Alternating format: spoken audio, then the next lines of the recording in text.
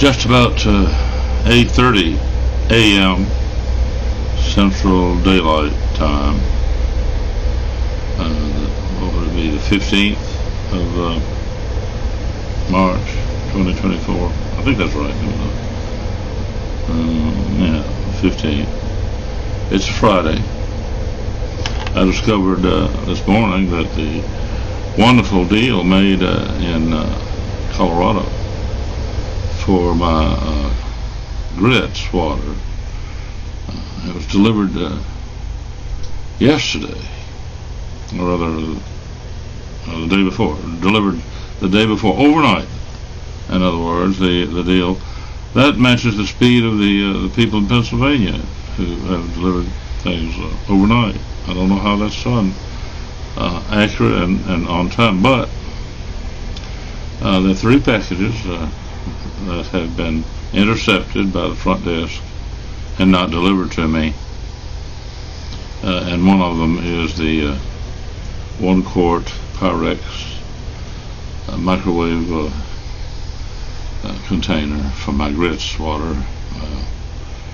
So I won't have grits today for breakfast, but at least it's the thought that counts in terms of my thanks to the wonderful deal offered for something about half price. The other deal that was here in a big hurry was the thing you see there, this cooker for use in the microwave. That was here overnight from Scranton. That and so they have something in common. Both of them are to be used with the microwave, the Pyrex to heat water, and the device there for that. I don't feel well enough, by the way, to eat the food that is aging in the refrigerator. There's ground beef that isn't ruined yet, but it's been there quite some time. I guess today maybe I can do that, and some other stuff that I have in the refrigerator, but I haven't eaten in a while. And I did take insulin this morning, having eaten a bowl of cereal, and so on. Also overnight, there's news. People are talking about the Prime Minister and Tim Downing, to the effect that he didn't want the job. He doesn't really want the job. He wants to do one of the best handoffs possible to somebody, and the story is all elaborate and everything, things attributed to one person or another, and so on, and then he denies it all. And so the members of his team, and then the clincher is, who the hell would he hand it off to? What is the opposition that's shaping up? I don't see. The last that I cared about was Corbyn, and I think there the issues were people tried to say that what the issues were, but the issues were not honestly compared. Just all kinds of ridiculous arguments and bringing people down on the traditional thing about prejudice and bigotry and stuff. Well, if all else fails, the only thing that they didn't do is that the current thing that is still, if not white hot, at least red hot, would be the turpitude that is alleged all the time about anybody. If you're Roger Ailes, for example, Tubby Ailes, as they called him, Tubby retired, and because he was a big star, he had his own big party on the matter of turpitude. Half the Curios done the same thing, and a lot of them are Tubby indeed. I'm Tubby, only I'm worse than Tubby. It's fair to say I'm morbidly obese, and what needs to be said about that, at this time. But if you're big and important and so on, you get to have your own very elitist send-off into retirement, and Roger Ailes typified that. There have been some others, who take pleasure in a kind of elitism that. Who else? The survivors of the Nixon family are still able to smile about what happened so many years later.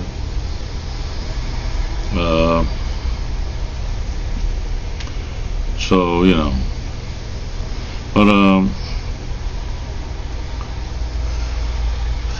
I don't think they're going to use any of that argument this go around with Downing. It just seems unlikely that they would invoke all of that, and it would be so ridiculous. I remember, for example, back in the heyday, when everybody needed a scandal like that, they tried to come up with something like that for Governor Bentley of Alabama. This uptight mouse who stopped practicing ophthalmology to become governor of Alabama. And so he was, in case anybody noticed, he did do a thing about, some stuff about my background because it's so common in impoverished areas, But then toward the end, they tried to trump up a big scandal with his secretary. And of course, it just didn't fly. They knew he tried to act out, as a scurrilous character, fighting madly for his reputation, even though the terrible news was he was having an affair, and they had something like a recorded telephone, phone was tapped, and somehow that didn't bother anybody, but what was said did, and it was nothing, and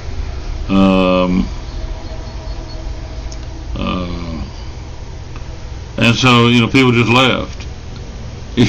They knew, and so he was pretty much embarrassed that his attempt to leave like Roger Ailes or something like that just didn't carry the day.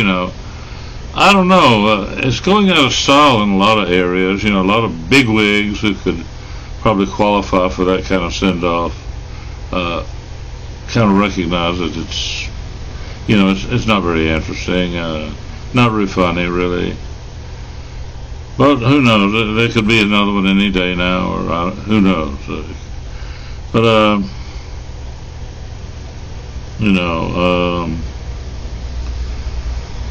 for whatever reason, I was kind of amused by just a little tiny story that has gone around in several little circles with some folks, that he doesn't want the job. Well, just who is he going to hand it off to? That becomes a question, because that same story is about how he wants to make the best handoff possible. Really? To some other party? Or to someone in his party? What are they talking about? Meanwhile, though, as I said the other day, just a day or two ago, it's getting to be right down to the wire in terms of Sunak is running out of time. I don't see how he can do anything in particular for the remainder of his current term in office. They're talking about, he has already denied that the election will not be on the 2nd, and for that, I don't think that makes much difference. Right. He could put it off as long as possible, and it wouldn't make any difference, because I guess it won't be attributed to him as a fatal error, I guess. But the optics, as they say, it's a funny word to use for policy. Makes people seem shallow and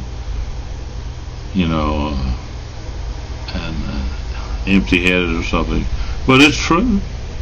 The optics of sending refugees to Rwanda are not very good.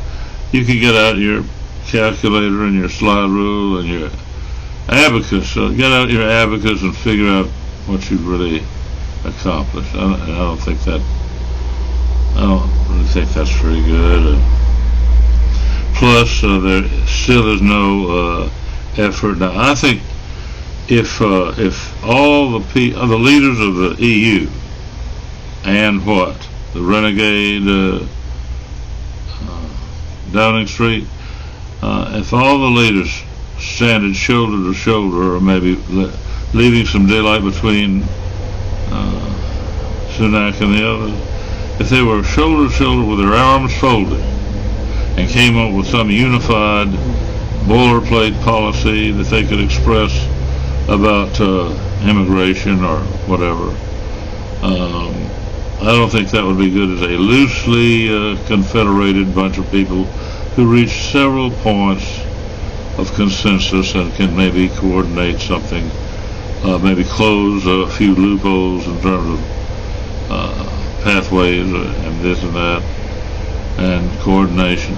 But just, waiting and then saying, well, it costs less to, house them indefinitely in Rwanda.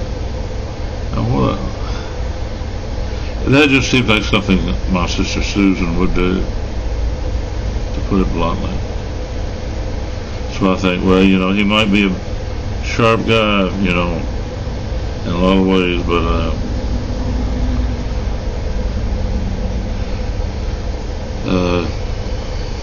it comes under the heading out of sight, out of mind, and frankly, I don't think that's what the occasion requires.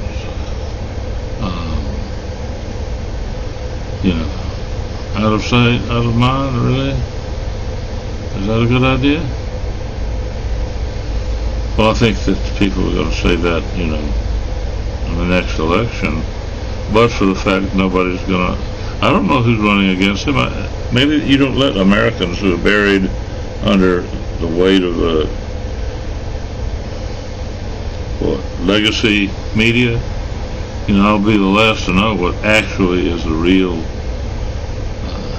lowdown on the election. That is, at least in terms of who is actually running for office, whether it's serious or not, or serious in what way, But I think, Sunak is almost to the point, not yet, but almost to the point where people can begin thinking in terms of the change of government, whether one party or another. But he seems to be happy with leaving office, whether he admits it or not. And one can consider why that's true. A lot of people get into government and find out that it's a thankless thing to do, and only somebody like Boris, really likes the job and what he thinks the job really is. Boris thought he knew just what to do, whatever that was. Does anybody remember? But a lot of thoughtful people say, this really is not a job that offers any real problem solving. And the problems that can be solved are not worth solving. The problems that cannot be solved are the ones people are demanding for any leader to come to terms on. And people can't even come to terms on what the problems are. People are not even able to describe the nature and the factors or whatever, the elements that constitute the basis for some kind of solution. Instead, everything's just paved over in generalities and jazzy slogans. And I don't know. I just have this feeling that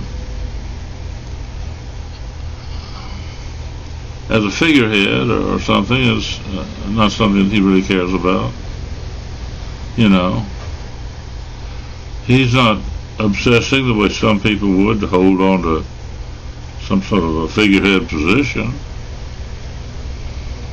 on the other hand, he has been unable to say, well, in spite of everything, this, that, and the other is still something that I can do, and for that reason I will try to do, and I'll try to get through the election and all of that. I just don't see it that way for him. And so I don't think he's the kind of guy who, on his way out, will say, all right, folks, well, the job is not worth it. I found out that, the way things are these days, there's not much that the Prime Minister can do. Or even he could say with Parliament the way it is, or whatever. But anyway, something to that effect. People don't want to hear that. They more or less might agree, but they don't want to hear that. So he'll just. My guess is if he's determined to leave, that he'll man up and keep his mouth shut.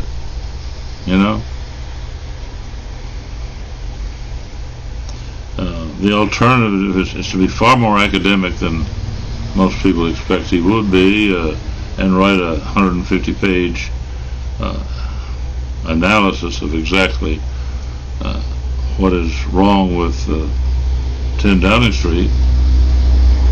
And I don't think he'll do that either. He'll think, well, most of it is fairly obvious, and just man up, walk away. Well, anyway, so far the day is young. It's early in the day. I'm very run down. I think I've recovered my health in terms of my GI tract. I think a little later, a very early hamburger might be in the works for me. Working on that. I bought 2 pounds, and that makes about 8 hamburgers. So I'll start nibbling away. And if I'm healthy, and I think I am in terms of the GI tract, then that's fine. In terms of the rest of me, or the whole package, I'm in a pretty bad state. I mentioned earlier, yes, I'm morbidly obese, and those words are used often, a cliche, and very apt indeed. But I'm also diabetic, which explains a lot of that, along with the way I've been treated. So it's not as though I've really eaten myself into this position by some wild abandon that I took with candy or something. Nothing like that. No, it's what happens when many things combine for the troubles I face indefinitely. I say indefinitely. That doesn't mean the same as it did some time ago, but certainly no particular date is circled on my calendar for a time when all of this will not be so bad. Well, anyway, but I think what I feel good about is that I feel like I can eat and rest and go ahead. I feel terrible about discovering that of the 6 T-shirts I paid for, 4 of them now have been stolen, just like everything when I first got here. I have 2 T-shirts, the one I'm wearing, and there's one in the dirty clothes hamper, which might, disappear as soon as that hamper is gone out, it goes out for washing. Then I will have only the one I'm wearing. Well, I've ordered, as I mentioned, I've ordered a box of the disposables again. They dried up. I couldn't find any, and I had to come up with some solution, so I ordered the 6 T-shirts, and then I thought, oh my gosh, everything's fine. I'll just, be able to do that. And now all of a sudden I find out, nope, they're stealing the T-shirts. And then, sure enough, the supply of paper shirts has returned to the eBay listings, and so I've bought another box of them. So all of that's very negative indeed. But other than that, then I guess I'll have enough stamina at least to take a look around. I haven't really been looking around in the media. I know a lot of people tap the brakes in terms of people I know by name or internet name anyway. I'll look to see if there's anything like that. That's usually my first priority. But certainly occasionally there are good things that come along in terms of reportage. I mean, even though the news itself might be very bad. For example, I don't take any pleasure in the idea that Sunak might be interested in quitting. Would that be a story to leak, or because he can't win, or is it true, or is it just spurious? I don't know. But it's a shame because I in a way I had high hopes for him, after what all has happened, But it seems that really the position of Prime Minister there in Downing Street is a travesty, really a travesty. And I say that not because of any particular occupant, but because over the years I've watched all about it. It's really a sideshow. And sometimes people have thought delusional stuff about how important certain things might remain when they don't. But in the intervening years, I've met some people who have a good head on their shoulders and know full well what they can and can't do. And then I think, well, but you're not doing certain things, and then of course I have to realize that there's one quandary after another about what people can and can't do. So my deference to a handful of people in Britain is rather complete. I don't know much about anything, and certainly that is readily apparent when I think in terms of the UK. And as a matter of fact, I don't know much about the United States either. I'm in this hole here, and what I know are shadows on the wall.